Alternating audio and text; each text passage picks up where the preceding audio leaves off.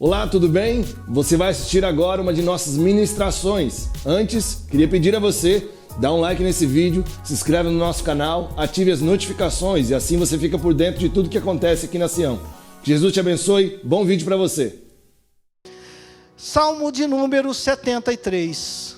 Quero meditar brevemente com vocês aqui, neste salmo, salmo de número 73.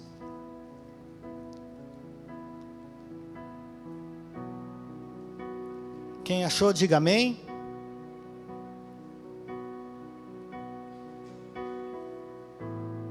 Quem não achou, diga, espera um pouquinho, pastor. Amém, acharam o salmo de número 73. O autor desse salmo, irmãos, o nome dele é Asaf. Asaf. Quem é Asaf? Se você fazer uma pesquisa na Bíblia, você vai achar Asaf como sendo um levita. Ele é um levita. O levita é aquele que não tem herança na terra, né? Você sabe que a terra ela foi repartida em 12 tribos, né? E os levitas, eles não tinham herança na terra. Eles viviam para servir no templo. Nos seus turnos, eles serviam no templo. E eles viviam daquilo que o povo dava, né? Das ofertas do povo. Eles não tinham herança. Eles foram separados desde Arão, né, para ministrar ali no templo. Então era um povo que cresceu muito. E Asaf é um levita, da tribo de Levi.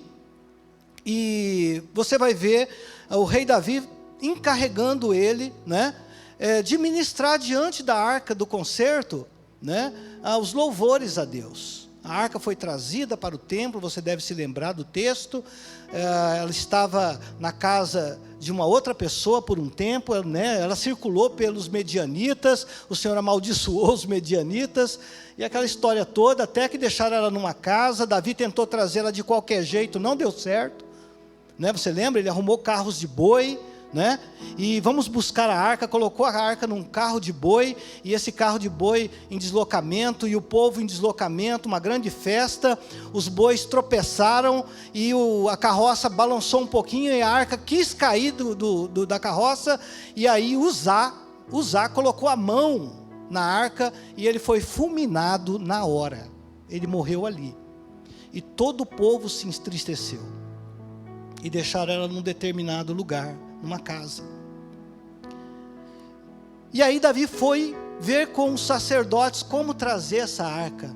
Tinha jeito, não é de qualquer jeito que se transporta a presença de Deus num carro de boi. Isso é uma lição muito preciosa para nós.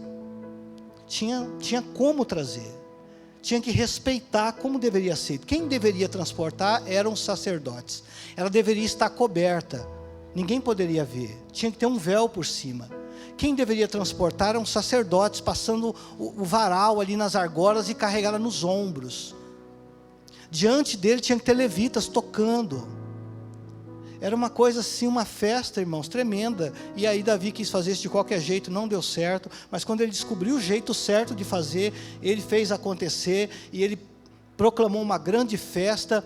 E aí ele colocou a arca onde deveria colocar, e aí ele instrui Asaf a ser o líder, né, do coral, para ministrar diante dessa arca. Você vai ouvir falar de Asaf em vários momentos, mesmo muito tempo depois, no povo no cativeiro, na reconstrução do templo através de Neemias, né, dos muros de Jerusalém, e na restituição desse culto e tal. Há uma descendência já grande de Asaf. Vai se mencionar então os descendentes de Asaf e tal. Esse é o Asaf do Salmo de número 73, deixou um grande legado, é chamado de compositor, é um salmista, é um compositor também de canções, também é chamado de vidente, né? Ou seja, alguém que o Senhor proporcionava visões. Esse é Asaf. E aí, irmãos, esse homem que serve dia e noite no templo, escreve um salmo tremendo, e uma lição tremenda para nós hoje ainda. Acompanhe comigo, e eu vou ler o salmo. Diz o seguinte: certamente Deus é bom para Israel, para os que têm coração puro. Tu me guias com teu conselho, e me conduzes a um destino glorioso. quem mais eu tenho no céu senão a ti? Eu te desejo mais que qualquer coisa na terra. Minha saúde pode acabar e o meu espírito pode até fraquejar, mas Deus continua sendo a força do meu coração. Ele é a minha possessão para sempre. Os que te abandonam perecerão, pois destrói os que de ti se afastam. Quanto a mim, como é bom estar perto de Deus. Fiz do Senhor soberano o meu refúgio e anunciarei a todos as tuas maravilhas. Não é lindo esse salmo? Lindo, né? Perfeito. Perfeito, né, irmãos? Qual é o problema desse salmo? Alguém arrisca? Qual é o problema desse salmo? É que propositalmente, irmãos, eu deixei uma lacuna nesse salmo. Talvez alguns perceberam, não querem comentar, talvez outros nem perceberam. Seria perfeito, um salmo de adoração, de louvor, de reconhecimento, a grandeza de Deus, mas eu deixei uma lacuna nesse salmo aí. Certo? E é disso que eu queria falar um pouquinho com vocês, né? Talvez você tenha percebido essa lacuna. O Salmo 73, irmãos, de Asaf, é onde ele abre o coração, porque ele quase se desvia da presença do Senhor. A fé de Asaf nesse salmo, ela foi abalada. Ele demonstra esse abalo que ele sofreu de um levita, de um compositor, de um salmista, de alguém que está constantemente na casa, no templo do Senhor, ministrando diante, irmãos, daquilo que representa a presença de Deus, que é a arca do concerto. Dentro da arca do concerto, você lembra, tem os 10 mandamentos, as tábuas da lei, tem a vara de Arão que floresceu, uma vara seca, né, um bastão seco, que floresceu, está ali dentro, e tem um pouco de maná, que ele não podia virar 24 horas, porque ele apodrecia. Mas ele durou alguns séculos dentro da arca. Porque tudo aquilo representava, né, a presença de Deus, a trajetória do povo no deserto, representava a glória de Deus. Em cima da arca havia uma tampa de ouro que tinha 2 querubins voltados para a tampa. Era uma coisa, irmãos, espantosa. Ela estava revestida por dentro e por fora de ouro. Era uma obra de arte e ela representava a presença de Deus. Enquanto ela estava no meio do povo, o povo tinha certeza que Deus estava com eles. Quando ela era colocada na tenda da congregação, no deserto, irmãos, diz que uma nuvem do Senhor pairava sobre a tenda da congregação. Durante o dia eles viam uma nuvem, durante a noite eles viam uma nuvem como fogo por dentro. Você consegue imaginar isso? Uma nuvem que por dentro parece que está pegando fogo. Essa era a visão que eles tinham no deserto, do local onde a arca ficava. Quando a nuvem saía, eles sabiam que tinham que levantar o acampamento e marchar. Quando ela parava, eles sabiam que tinham que montar a tenda da congregação e acampar em volta dela em ordem. Havia uma ordem de caminhada. Deus é um Deus de ordem.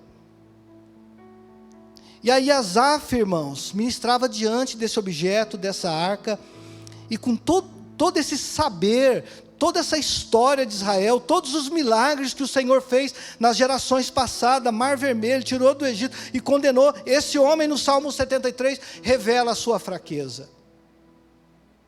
E é comum, irmãos, a nossa caminhada cristã, a gente também se comportar do mesmo jeito que Asaf, do mesmo jeitinho. Nós somos iguais, irmãos. Hebreus, acho que Tiago ou Hebreus vai falar isso, que essas pessoas eram sujeitas às mesmas tentações, eram pessoas iguais a mim e a você.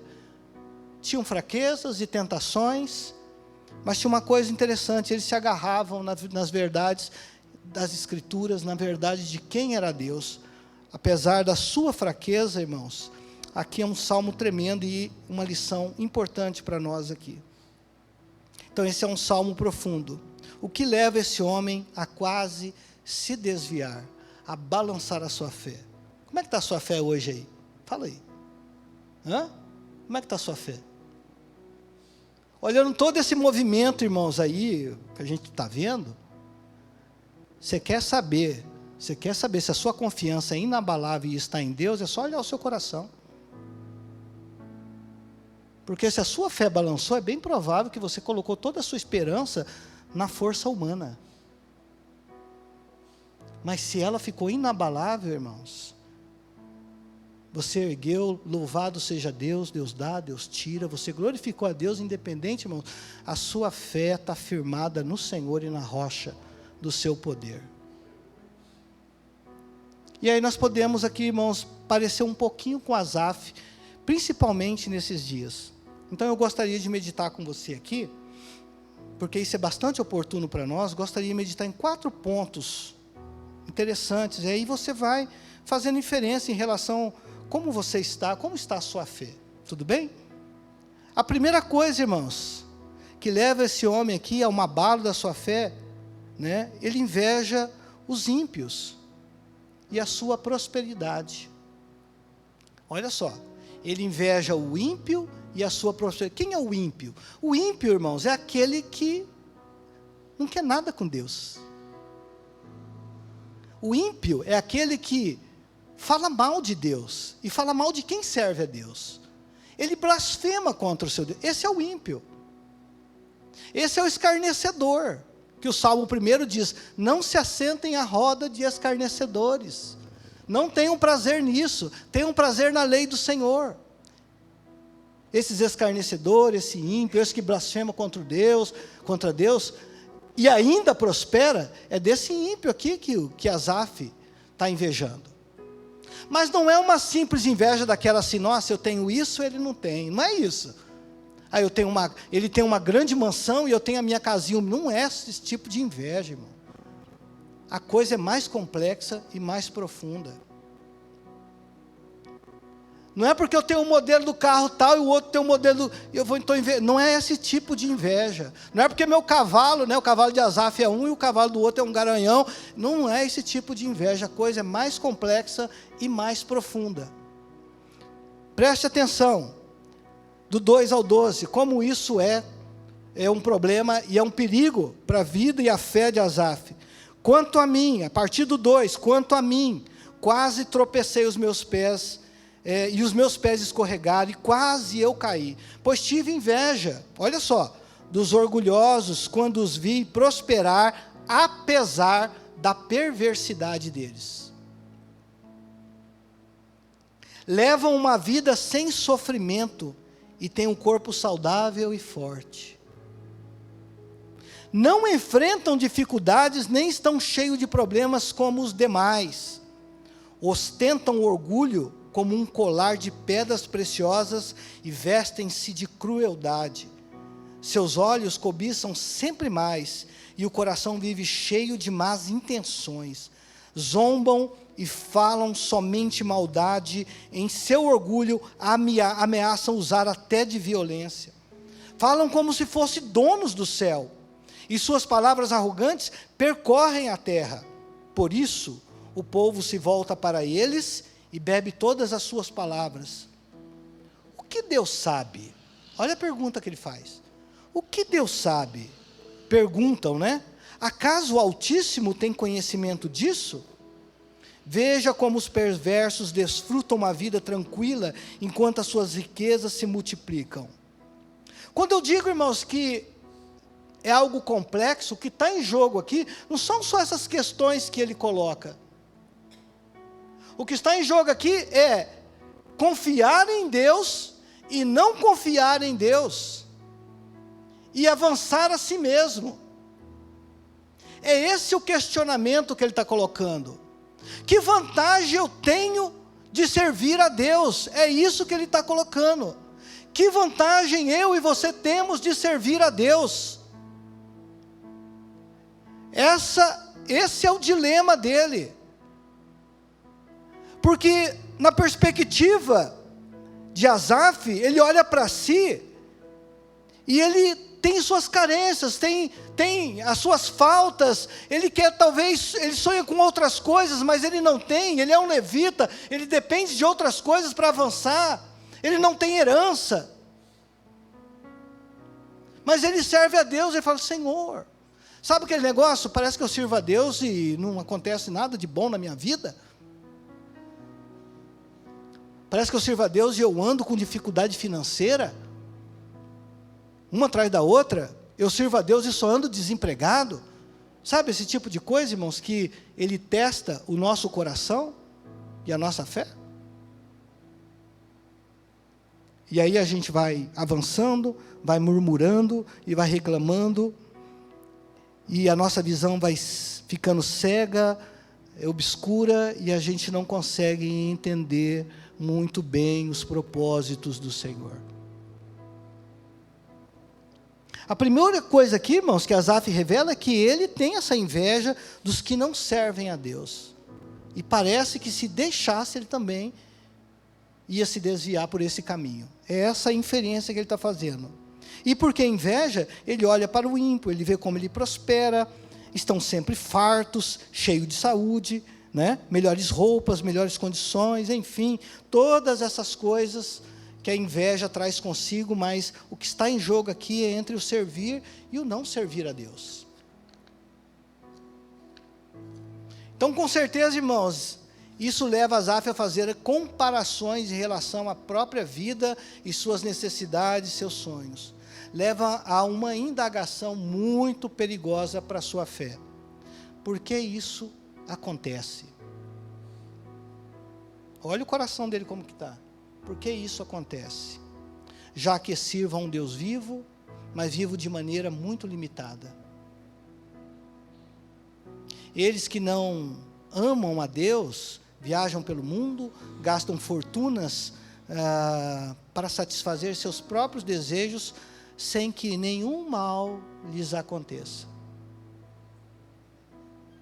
Após essa análise, irmãos, a fé de Asaf está abalada e ela entra agora num terreno muito perigoso. Perder a fé, irmãos, é uma coisa muito perigosa para a sua alma. É por isso, irmãos, que independente da circunstância, a nossa confiança ela precisa estar depositada em Deus. Irmãos, Deus alertou Israel várias vezes através dos seus profetas, por conta da idolatria, por conta, né, dos pecados do meio do seu povo. Ele alertou: eu vou trazer o rei da Babilônia contra vocês. Eu vou trazer. E foi alertando através dos profetas, e foi alertando. E os profetas falaram: o rei da Babilônia está chegando aí. E Deus falava para eles assim: olha, fala para eles se entregarem, irem com ele. E o povo não dava, né, atenção aos profetas. E o rei da Babilônia chegou, matou muitos e levou muitos cativos. Tirou deles, irmão, toda a estrutura de proteção deles. Falou: agora vocês vão para o cativeiro. Quando fala de cativeiro, irmãos, não é atrás das grades, sabe? Levou para a terra da Babilônia e falou: vocês vão morar aqui, vão ser nossos escravos.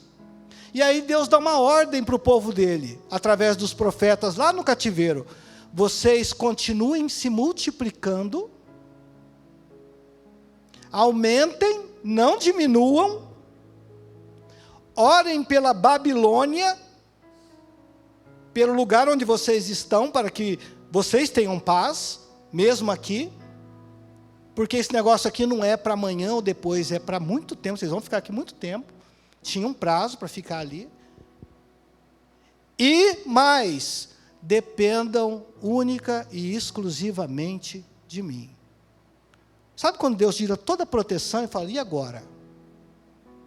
Em quem vocês vão confiar? Nos seus exércitos, na sua capacidade humana, no seu rei, que morreu lá, quando foi conquistado? Deus, irmãos, Ele é sábio, Ele não perde. Ele não perde. E essa é uma pedagogia de Deus, irmãos, é uma disciplina. E a Bíblia fala que o Senhor disciplina quem Ele ama. Quem está sem disciplina, provavelmente o Senhor já rejeitou. É uma disciplina de Deus. Deus não divide a sua glória com ninguém. Então isso aqui é um alerta para nós: cuidado ao analisar a vida do ímpio, né? Dessa forma, cuidado onde você coloca a sua confiança. A segunda coisa, irmãos, que esse homem aqui entra nesse dilema, nessa reflexão que ele faz do Salmo, Está lá no verso 13. Ele diz o seguinte: foi à toa que mantive meu coração puro? Você já teve a ousadia de dizer algo semelhante a Deus? Ou pensar?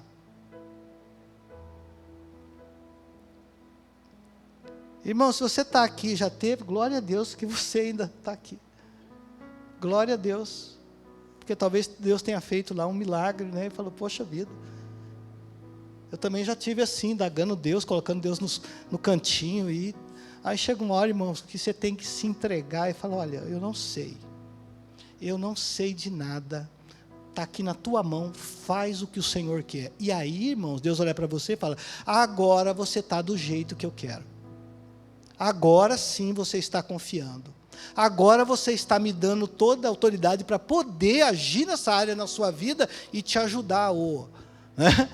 Cabeçudo. Porque até então a gente quer lutar com as próprias forças, quer o resultado rápido. Deixa aqui comigo, Deus, eu resolvo. Resolve nada.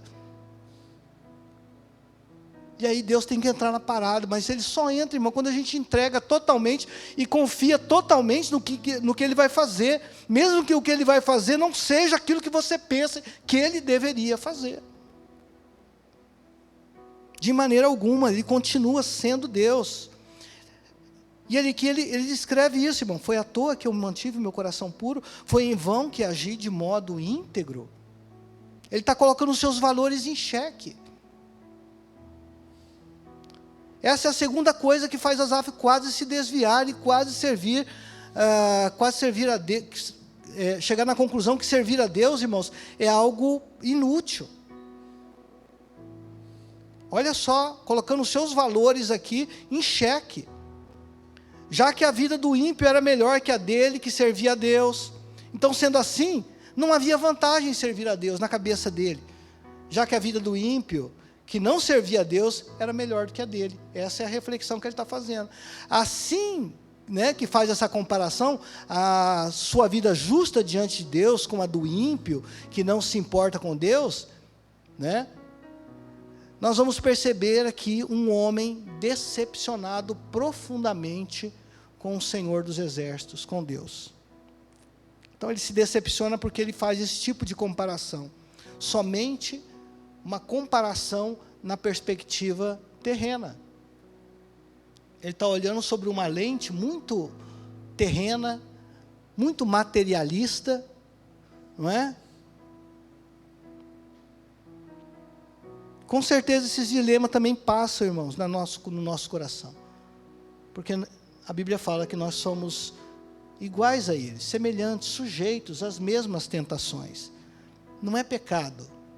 Não é pecado você pensar isso. Não é pecado você ter dilemas. É natural, faz parte do processo, até de amadurecimento da nossa fé. Mas quando a gente está disposto também a ouvir a resposta, sabe? Eu tenho um dilema, eu apresento ele a Deus, eu oro por aquilo e eu espero em Deus que aquilo se resolva, aquilo tenha resposta. Agora, quando o meu dilema faz com que eu levante o meu calcanhar e eu me rebele contra todos e contra todos e contra Deus e me afasto dele, irmão, tipo um filho pródigo, que chega para o pai e fala, ó pai, dá a minha herança, não tenho tempo para esperar o Senhor morrer, divide logo isso aí, me dá a minha parte, que eu vou embora. O que o pai fez? Pegou a parte dele, deu e tchau. Amorosamente, o pai todos os dias ia para fora, até uma altura, para observar se o filho não estava voltando. Fazia isso todos os dias. Até que o filho voltou. Porque percebeu que havia errado, havia cometido um pecado contra seu pai. Feito a sua própria vontade. Ele estava na casa do pai. O irmão que estava na casa do pai ficou bravo. Por conta da festa que o pai fez para aquele que havia levado e gastado toda a sua herança. Eu sempre estive aqui, e o senhor nunca deu uma festa para mim. Aí é o outro lado, né? Mas você é dono de tudo, você pode fazer festa a hora que você quiser. Você está em casa. Agora nós não vamos nos alegrar por um filho que estava morto e voltou à vida?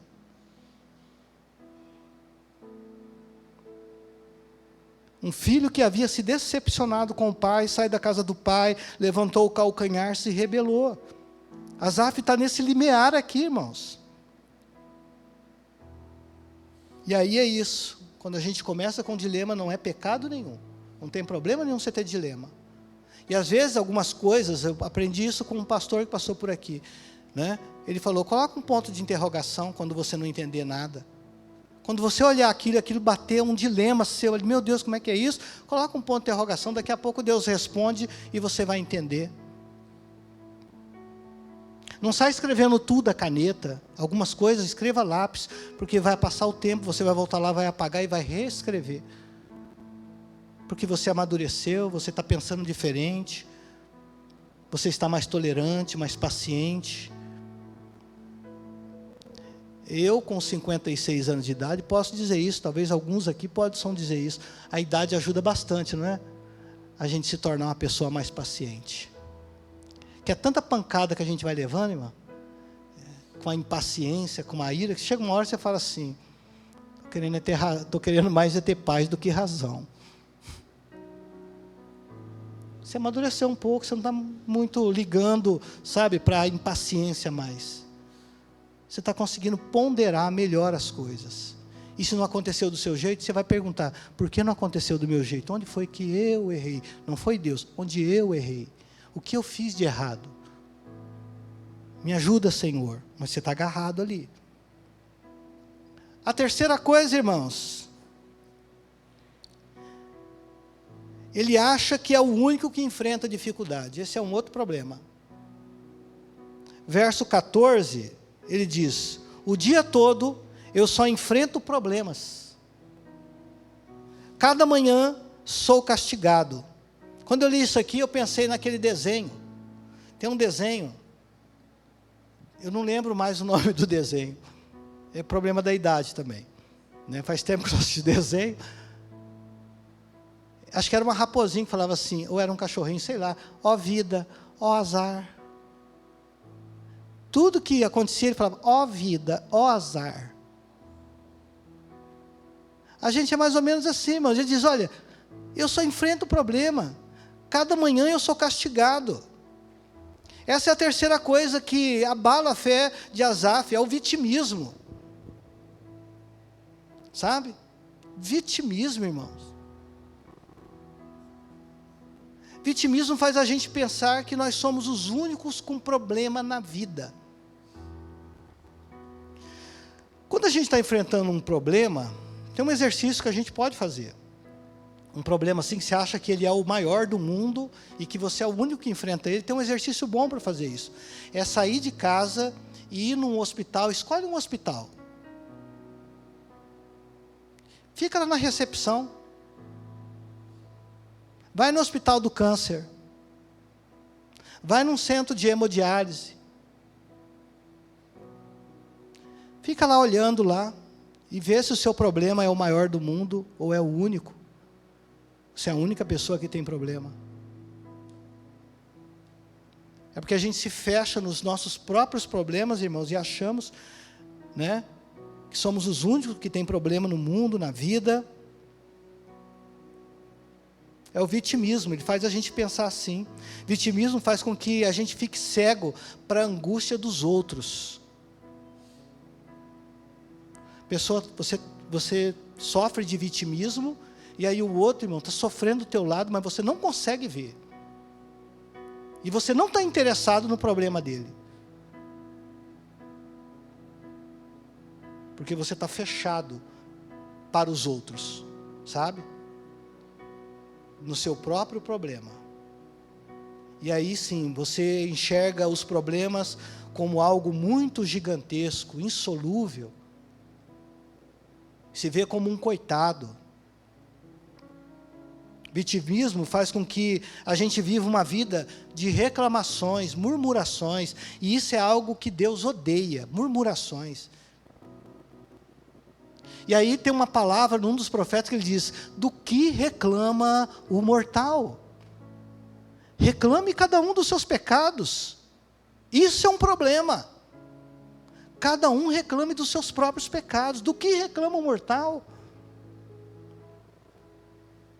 Vitimismo, irmãos, faz a gente viver uma vida vazia, sem alegria, pesado, a gente não tem mais sonhos, a gente perde a esperança em Deus. Vitimismo vai provocando tudo isso. Coitado de mim, não é? Isso leva a achar que a vida do outro, irmãos, no caso aqui do ímpio, era perfeita. Que parece que todo mundo tem a vida perfeita. E rede social, né? Rede social é isso.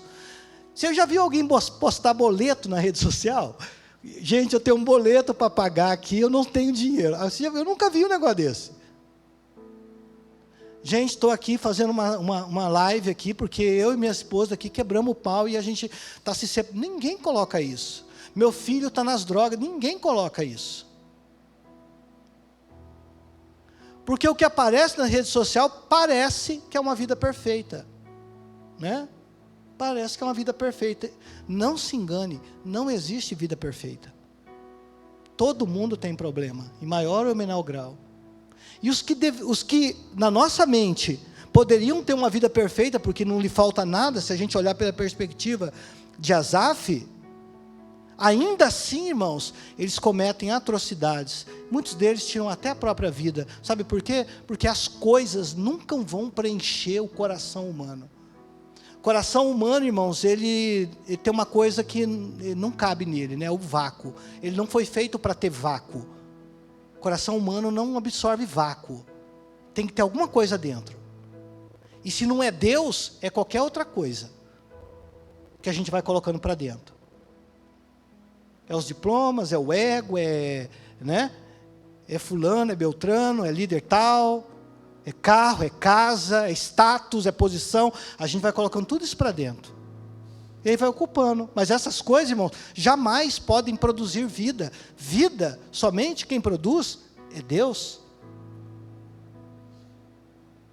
E quem entende isso, irmãos, ele pode passar por privações, mas quando ele se agarra na oração, quando se agarra nas escrituras, irmãos, não tem nada ali, sabe, que consegue abalar aquela pessoa. Porque ela entende que a sua herança, a sua rocha, aquilo que preenche, aquilo que dá vida, aquilo que dá esperança, irmãos, vem de Deus. Deus tem orientações para a gente, irmãos. Na Escritura Ele diz, olha, quando você passar por aflição, não seja desanimado. Porque senão a sua força vai ser pequena. Ele usa um outro termo, em algumas traduções diz, não seja frouxo no dia da adversidade, porque senão a sua força vai ser pequena. E é justamente isso que a luta faz. Quando a gente está enfrentando luta, a luta ela faz assim com a nossa visão. Fecha, e a gente não enxerga a solução. Então ele diz, tenha ânimo, porque o ânimo ajuda você a erguer a cabeça e a olhar as coisas estrategicamente, a buscar em Deus uma direção, uma sabedoria para a solução daquilo. É Deus, irmão, a fonte é Deus, a Bíblia é manual, e a fonte é Deus. Ele achava que só ele enfrenta dificuldade. Toda segunda-feira Asaf acordava, irmãos, com vontade de morrer, desanimado, achava que seu trabalho era um peso, um grande castigo. Já passou por isso? Ir para o trabalho assim, segunda-feira, lá vou eu de novo para esse trabalho pesado, desanimado. Já fiz muito isso. Ir para aquele trabalho assim, não é uma coisa ruim, Senhor, dá algo novo. Faz algo novo nesse negócio aqui, nesse trabalho. Tira eu dessa posição, me coloque em outro lugar. Já fiz isso, irmão. Já. Você vai arrastado para o trabalho. Asaf estava assim, vivendo uma vida que ele não gostaria de viver. Isso me fez lembrar uma atitude de duas pessoas aqui, irmãos. Dois comportamentos diferentes. Olha para Davi. Lembra do problema que ele tinha com o filho Absalão, né? Absalão comete um assassinato, e ele cometeu porque o pai não veio na festa dele, e queria que o pai repreendesse a pessoa que tinha pego a irmã dele lá e depois rejeitado ela. Falei, meu pai vai resolver isso. O pai não veio, ele pegou o seu servo, mata aquele cara lá. Matou e fugiu. Passou 2 anos, Davi manda Joabe, fala para Absalão voltar. Não, vou voltar lá para quê? E voltou. Voltou, ficou pelo menos mais uns 2 anos, irmãos, sem Davi recebê-lo. Falou, Joabe, vem aqui, eu quero conversar com você, eu quero conversar com o rei. O Joabe nem foi atender Absalão. O que Absalão fez? Tocou fogo na plantação de Joabe, que era vizinho dele. Aí Joabe veio. Falou, por que você fez isso? Eu quero conversar com o rei, cara. Quero conversar com o rei. Me coloca na presença dele. E aí o rei atendeu ele. Mas quando ele saiu dali, ele saiu indignado, e ele montou o seu próprio exército e marchou contra Davi. Se declarou rei e marchou contra o pai. Sabe o que Davi fez? Davi fugiu. Pegou parte do seu exército, algumas coisas, e deixou. Ele não queria que fosse destruído o palácio, não queria guerra ali, que ninguém morresse. Ele saiu de cena e levou um monte de gente com ele, deixou concubinas, deixou algumas pessoas que queriam seguir. Ele falou, não, volta e vai servir Absalão. Você é mais útil para mim servindo meu filho no palácio do que comigo. Fique aí, sirva. Você tem que servir o rei que está no trono. E a pessoa voltar e falar, você é mais útil lá do que me acompanhando. Olha a atitude de Davi. E aí tem um camarada chamado Simei, que é da descendência de Saul, e começa a tacar pedra em Davi. Imagina a cena, ele no alto de um monte, Davi passando embaixo, ele pega a pedra, e seu cão, seu cachorro, seu assassino, Deus julgou você, e tal. Um soldado de Davi pega na espada e fala assim, Davi, me dá a ordem, eu trago a cabeça dele aqui para você. Olha a segunda atitude de Davi. Deixa ele. Quem sabe não foi Deus que colocou ele lá e está me julgando mesmo. Quem sabe não foi Deus que levantou ele para falar essas coisas para mim. Que consciência, irmãos, de posição. Eu tenho que fugir mesmo. Se eu sou assassino mesmo, Deus precisa me julgar. Se eu cometi pecado, Deus precisa me julgar mesmo. Tem consciência de quem ele é. Agora olha a atitude de Elias. Elias está em fuga. 400 profetas de Baal, lá no Monte Carmelo, são executados. Deus manda fogo naquele lugar. O povo teme a Deus ali, porque o povo estava afastado de Deus. E há um desafio entre o profeta de Deus, que é Elias, e os profetas de Baal, que são 400. Cada um clama a seu Deus. O Deus que responder com fogo, esse é Deus. 400 profetas clamaram a manhã inteira. Quando chegou a vez de Elias, ele mandou fazer um altar de pedras ali, colocou o sacrifício, derramou água, e falou, Senhor, mostra que o Senhor é Deus em Israel. E Deus responde com fogo, irmãos, e leva tudo aquilo ali embora. E o povo, cara no pó, só o Senhor é Deus, só o Senhor é Deus, só o Senhor é Deus. E aí, a esposa do rei Acabe, Jezabel, diz, amanhã nessa mesma hora eu vou ter a sua cabeça aqui, ó. Ele foge, Deus não mandou ele fugir, ele sai fugindo, aí manda um anjo, alimenta ele, continua andando, ele entra, vai para dentro de uma caverna, depressivo, e fica lá, e aí Deus fala, o que você está fazendo aí? Sai para fora. E ele sai para fora, e ele tem uma experiência com o Senhor, ele fala, Senhor, mas só fiquei eu de profeta, e eles ainda querem me matar. Ele falou assim, não, eu tenho mais 7.000 que eu conservei em vida, que não se dobraram a Baal. Você não está sozinho não, cara. Quem pensa que você é o último biscoitinho do pacote de bolacha? Você não está sozinho não, tem mais 7.000 que eu conservei em vida, que não beijaram Baal. 2 atitudes diferentes, irmãos, aqui, comportamentos diferentes. Um reconhece que provavelmente está em pecado e por isso tudo está acontecendo com ele. O outro se exalta achando que é o único que serve a Deus naquele lugar. E tem mais 7.000 ali junto.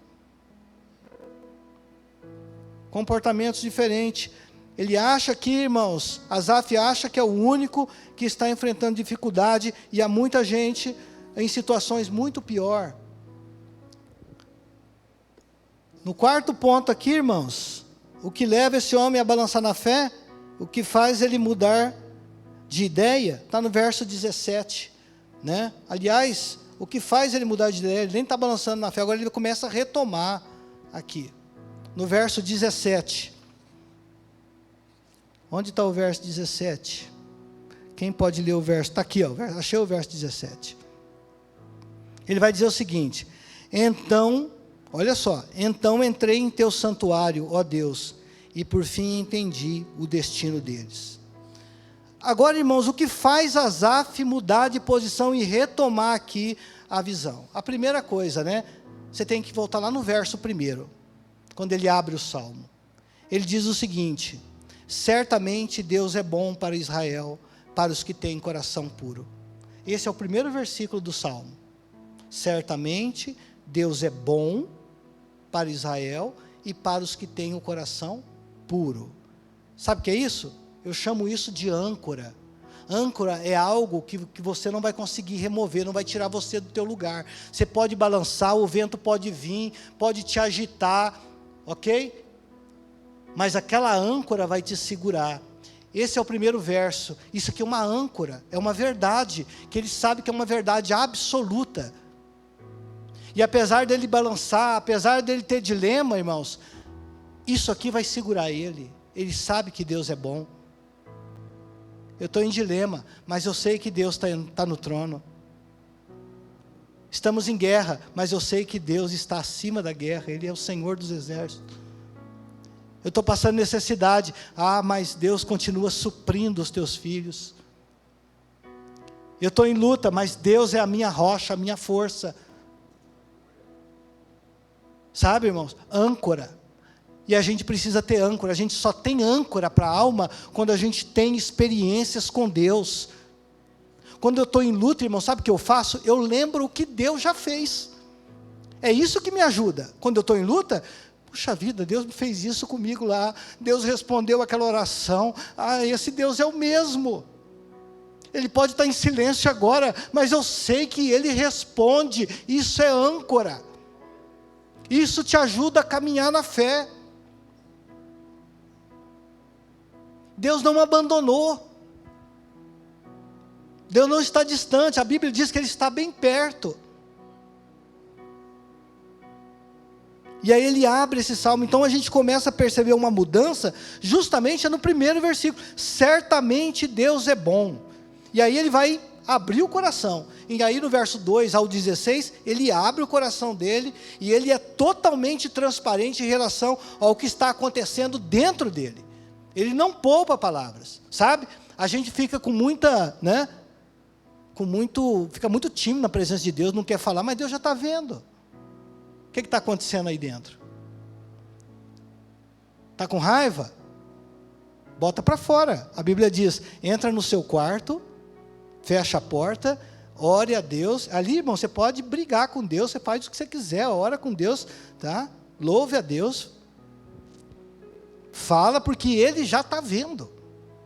Não tem como esconder dele. Bota para fora. E aí do verso 2 ao 16, ele faz isso, ele coloca para fora. Seja franco com Deus, pois Ele é o único que pode te socorrer. Ele confessa a sua pecaminosidade, diz o que está incomodando. E aí espera nele, uma ação dele, um toque dele na sua vida. E quando Deus toca, irmãos, quando Deus responde, a nossa perspectiva muda. O nosso foco muda. Eu já enfrentei lutas nos primeiros meses de caminhada cristã, quando me converti, irmão, que as pessoas ao meu redor oravam a Deus, falaram: Senhor, ele vai desviar, não aperta tanto. Senhor, ele acabou de entregar a vida a Jesus, o Senhor já mandou um negócio desse.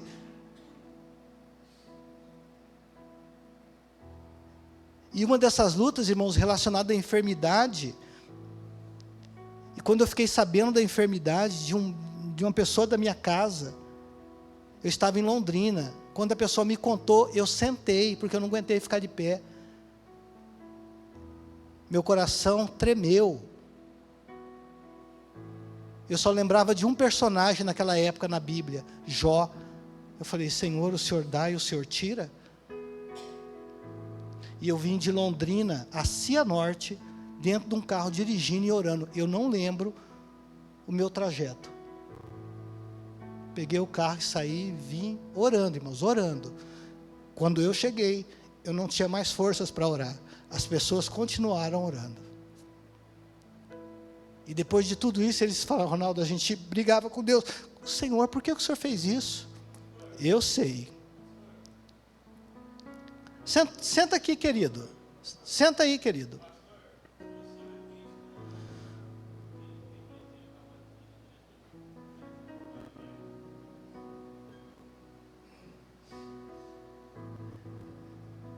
Só um instante, que assim que a gente acabar, a gente conversa. E aí, queridos, é isso. Tem lutas que vêm para você, e aí sim, as pessoas não entenderam, mas eu entendi só depois que ela passou. Eu olhei para trás e falei, puxa vida, o quanto a minha fé havia sido edificado na luta. A luta ajuda a edificar a fé. E aí Asaf aqui não é diferente, ele está em luta, irmãos. Ele tem fé, mas ele está em luta, ele está em dilema. Então ele coloca em palavras aquilo que Deus já está contemplando. Você lembra de Caim? O que Deus o alertou? Deus já estava contemplando. E fala com Caim, Caim, é o seguinte, o pecado já está à porta. Quem devia dominá-lo? Caim.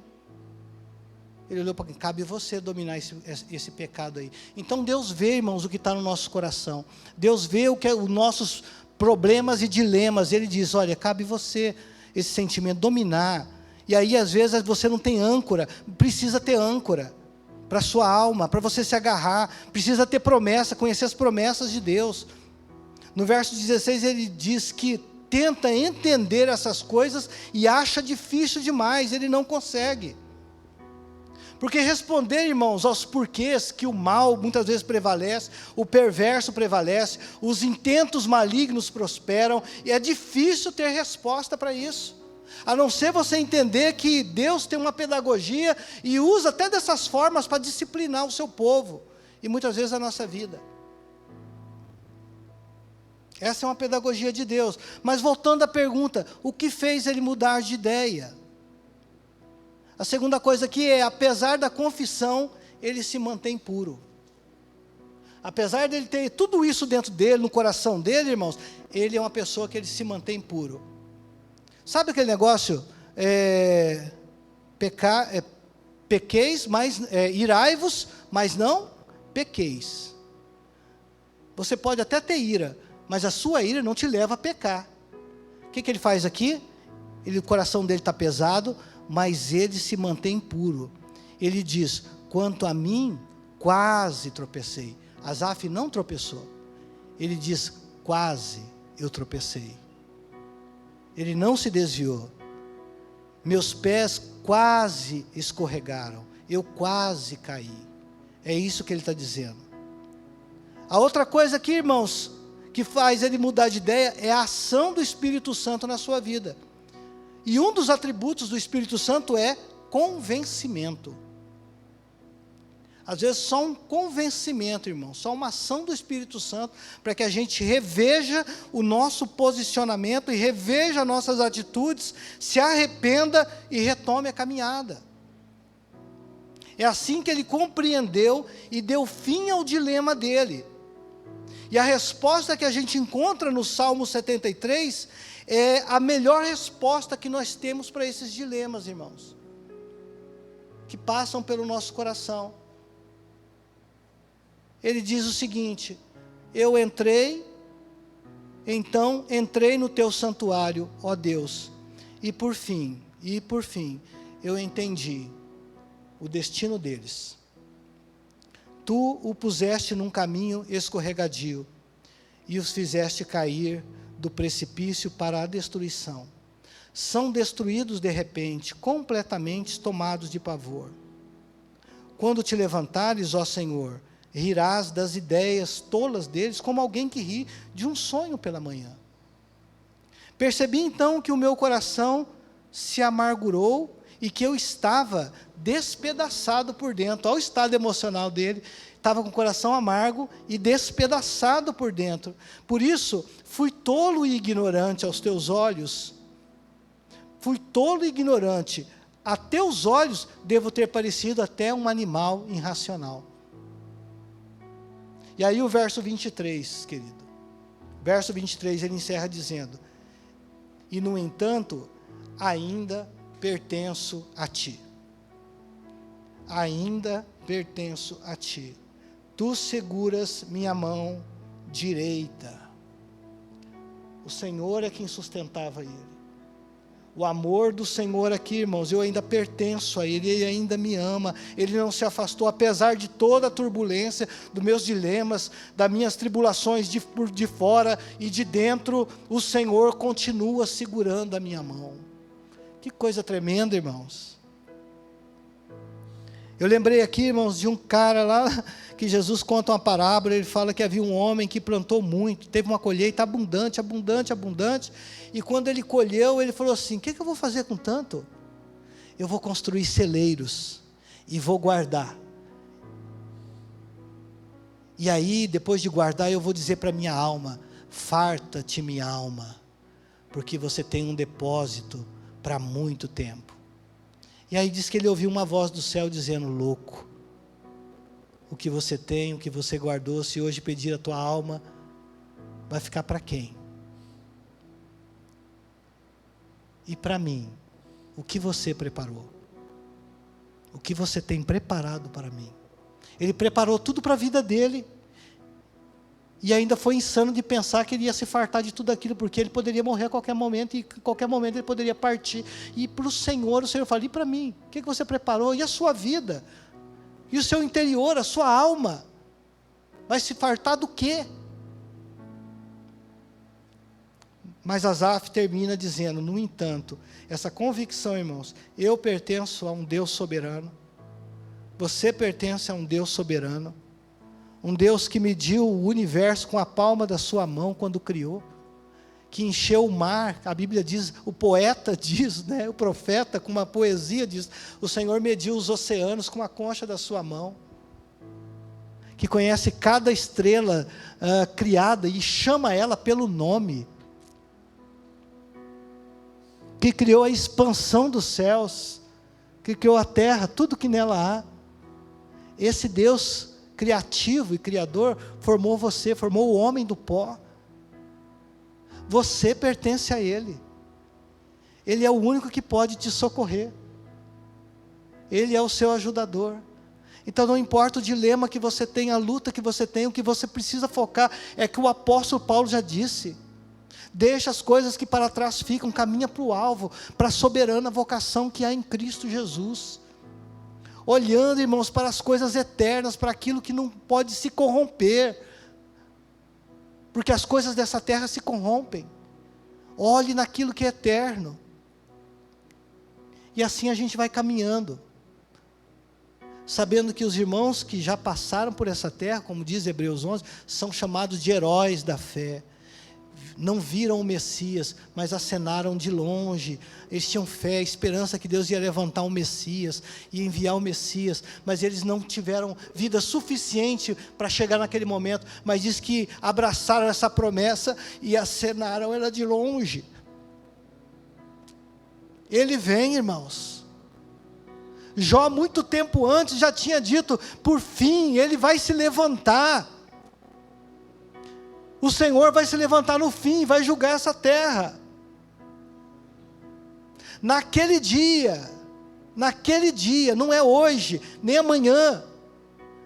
Naquele dia, ele diz: vocês verão a diferença do justo e do ímpio, do que serve a Deus e do que não serve a Deus. Não é no meu tempo, não é no seu tempo, é no tempo de Deus. Tem um dia agendado, marcado, e a Bíblia diz: vocês vão ver isso, verão a diferença de um justo e de que serve, e que alguém que é injusto, é ímpio e não serve.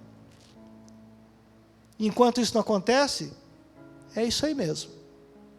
É os dilemas, é as lutas, mas se agarre em Deus e na verdade, no entanto, eu ainda pertenço a Ti. Amém? Vamos encerrar, vamos ficar de pé.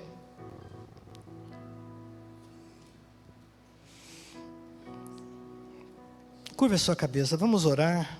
Senhor nosso Deus, nós Te louvamos, Pai, Te engrandecemos, porque podemos sair daqui, Senhor, essa noite, na certeza de que o Senhor nos ama, Pai. Que independente das circunstâncias, das situações, do barulho, Senhor, do alvorecer das nações, da agitação dos povos, Senhor, ó Deus, o Senhor, Pai amado, está sentado num alto e sublime trono, Pai.